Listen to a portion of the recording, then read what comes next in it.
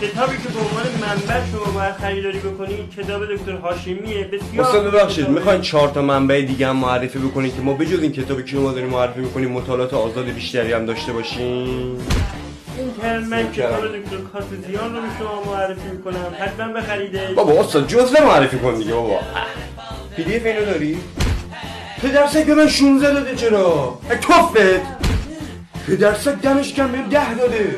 دمش کم بابا این عجب کی به خدا بهتر استادمون همینه به قرآن. من صد بهش گفتم اینو. ببخشید استاد من میتونم گوشم بذارم روی میز شما صداتون ضبط بشه بعد کلاس خودم گوشش بدم. استاد ببخشید من چی گوشم بذارم روی میز شما شارژ شه جای دیگه پریز نیست. حاجی فردا امتحان داریم چند سال درس خوندی؟ ببین من تا حالا 8 دور خوندم 8 دور دیگه هم میخونم تموم فول آپشن وینر چیکن دینر.